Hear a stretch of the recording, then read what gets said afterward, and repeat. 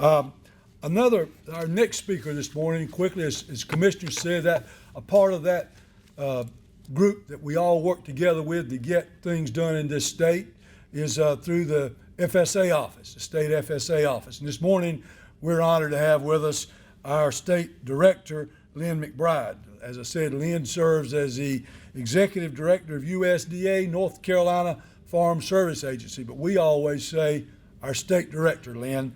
But Len McBride began his career with FSA over 30 years ago in Cleveland County. And I can tell you, I've had the opportunity to work with Len, particularly the commissioner during all this disaster. And Len McBride is truly a dedicated federal servant, and he's dedicated to doing a good job for FSA and for our farmers and the programs that he administers. So without any further ado, Len McBride, you have the podium.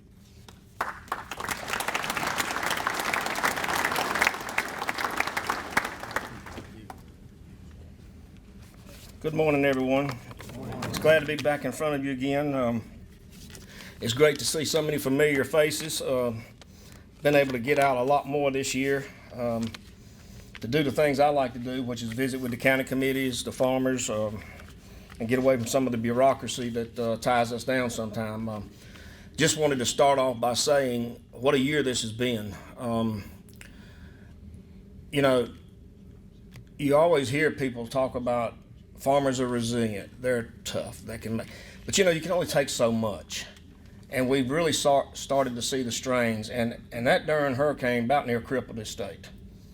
I saw some things that I hadn't seen in my 34 years, not in the field, but on people's faces. And coming to our office and asking for help, and you could see the general concern of what was there. So when Commissioner Troxler approached us about going to the legislation to get funds for this, I knew it was critical that our information could speed this up a lot. So I run it by the folks in D.C., and I'm not going to tell you what they told me because I'm not that.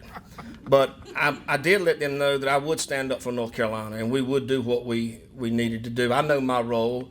My role is not to lobby Congress and senators for funds. I can't do that. 34 years I knew that, but that can't stop me from working for you folks and working for the commissioner to get him every bit of information we need. And I was proud to say that the information we provided was able to get those checks out in a very swift and timely manner. We had a lot of meetings with the commissioner and his staff, and I was proud to be a part of something that I don't think FSA or ASCS has done in some time. I did not like the conditions in which we were there to do it, but when you're out on a farm with somebody and the phone rings and he picks it up and you've got another farmer that's in tears telling him his check's in the mail, and you're standing there and you hear that, that's when you know you made a difference somewhere.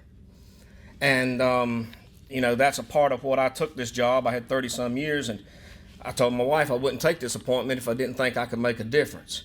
And I'm going to make a difference in one way or another.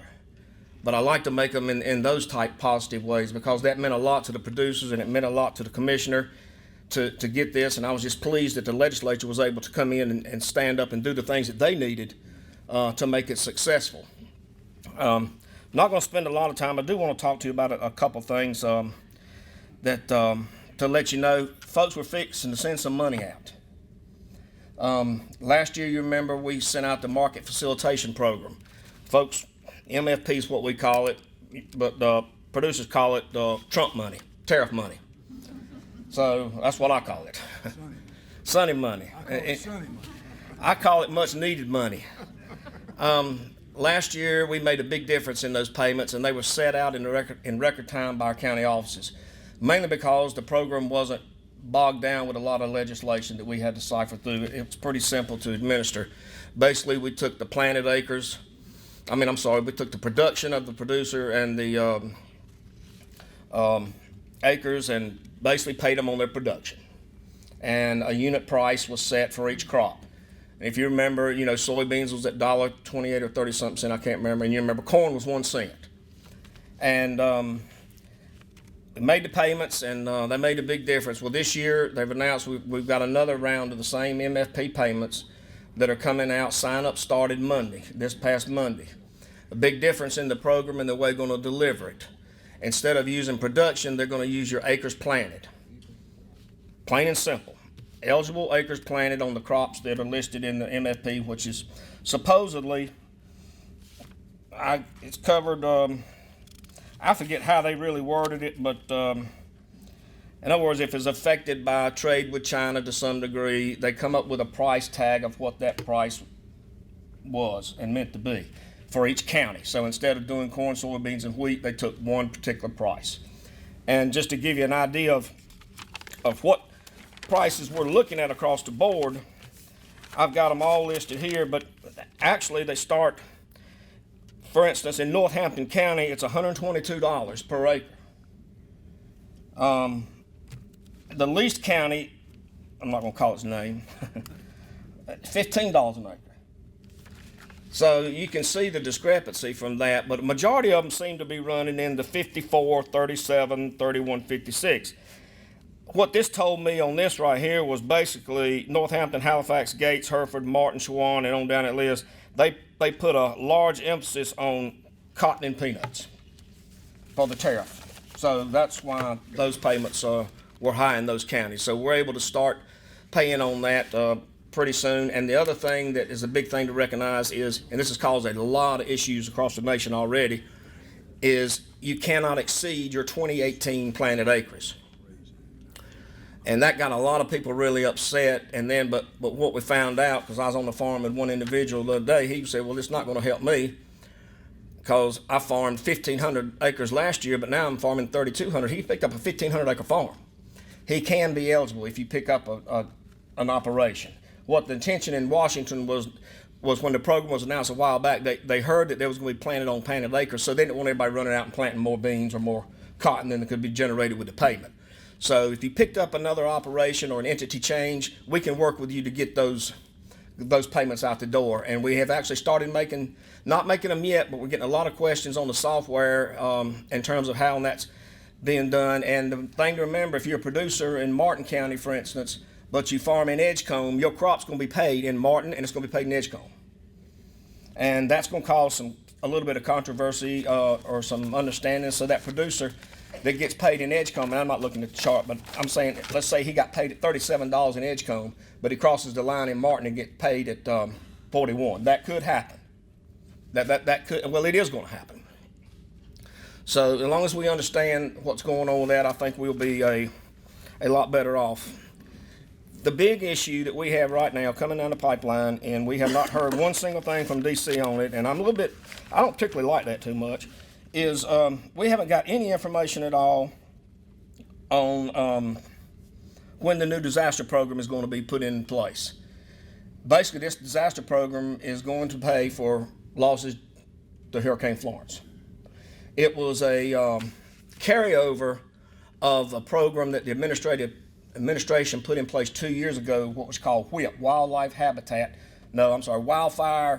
Indemnity Program, which paid basically the folks that had the wildfire damage out in California, and then the hurricane indemnity combined with it that when the Gulf got hit 2 years ago, and that was a big success.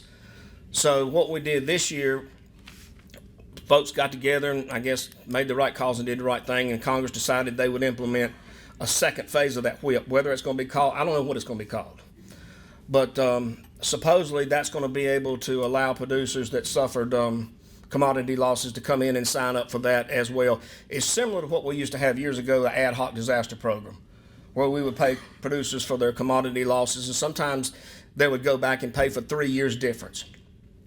So we're hoping to get that disaster program out and going fairly soon. I was hoping to have more information, or at least be able to tell you when a sign up was going to be, but we haven't heard that. Same with the Farm Bill. Farm Bill legislation has been passed. We haven't gotten any information yet on administering, but it's going to be basically the same program as we worked under the last Farm Bill, with supplemental increase in dairy payments to dairy producers, and the same decisions that the farmers can make in terms of selecting whether they want ARC PLC or county as far as that payment. So hopefully we'll get that, and that does help, but it's not anything like what I think this disaster program is going to put out on the table. I've covered all that, MFP, the dairy. The one thing I wanted to say is, you know, this has been a challenging year, but I've just seen so much strength in folks. even in government agencies willing to step up and help in times when a lot of times they just took it as a way to, collect their check and go back to business. A lot of folks were really instrumental in helping and seeing the needs for these people, and it really made me feel good as a state director to go in our offices and see how these folks come together and do these things, and I'll touch on that as I finish. But just wanted to let you know, we do have some issues, and one of the things that concern me is our dairy industry in North Carolina. In the dairy termination program, not the dairy termination, but the dairy facilitation program that we pay money on, every year if you go out, then I have to sign a piece of paper that acknowledges that that dairy's out of business and they can collect a check up to the time that they stop milking. I can't tell you how many I've signed in the last 3 months. And I'm talking about some folks that I know as dairymen that have been in it a long time. And they ran a dairy without buying new equipment. They ran a dairy by knowing how to fix their equipment. They ran their dairy without taking vacations. They did it the way it was supposed to be. And now it's tough out there. So I really feel for them. And I just wanted to pass that on. And the final note I wanted to let you know why I'm so extremely proud of our staff is in Washington, D.C., there's a big, tremendous push in consolidating agencies, and I won't get into all that because I don't understand it. And that's beside the point, but we're under a new staffing model, and it's getting harder and harder to replace our employees, and that's been a difficult challenge for me. And the reason I say that is a model can tell us how many we can put in the county, and then if we try to exceed that or try to get up to a number, we have been told in cases, no, we can't do that. And that's a hard pill to swallow. When I was a state director, I think I know my state and counties enough to put what resources we get in the right places. Resources are too valuable for me as an administrator not to put them where we need them. And I'll give you a perfect example. Just last week, I've worked with county committees my whole career. Started out measuring cotton in Cleveland County, worked in the county committee system, have attended numerous, that's a part of this agency and the backbone of us. And when I have to make a call to 2 county committees, and I don't mind telling you their names, it's Person and Castle County. And I have to call those managers and meet with them, and they're both vacant with a CED position. One came to the state office and another one went to an adjoining county. The employees are in place. The model says in D.C. that I am not allowed to put a manager in either one of those. So we have to go to the drawing table, and I have to convince both of those county committees to enter into a permanent shared management agreement to where one manager can go into both. We have that all over the state now. This was the first time I've had to actually go in and recommend they do it. If they didn't, I don't know what would happen to that county. They will be better off, yes, but it's hard. You try to explain that to a county committeeman from that standpoint. It's hard. I get tired of trying to talk like a politician to them when I'm not and tell them that this is what we need to do. And we did that, and I'm afraid, and I know that's the case, we're going to have to do it in other areas. Sitting right, he just spoke to you. When you look at our maps and what we have, there's a great amount of disparity in the farming from east to west. And we used to have the resources and the ability to man these offices and get by with that, and we don't have that anymore. So we're all having to make tough changes. So there's going to be a chance that sometime down the road, your county might be with someone else, and it's already there. And I don't really think, right now we may have 17 counties in the state of North Carolina that are standalone counties, which means they have their own CED, their own staff, and their own county committee. And they are counties like Sampson, Duplin, a few in the western part of the state. But that's just the landscape we're in, and that makes it very tough. But I just wanted y'all to understand and know that. And on a closing note, I just want to thank the commissioner for all the work that he did in getting y'all that money. I was proud to be a part of it. And I want to thank Larry. Ever since my appointment, Larry's been extremely cooperative with us and supportive of me, and has made my job easier in a lot of areas as well. So thank you very much.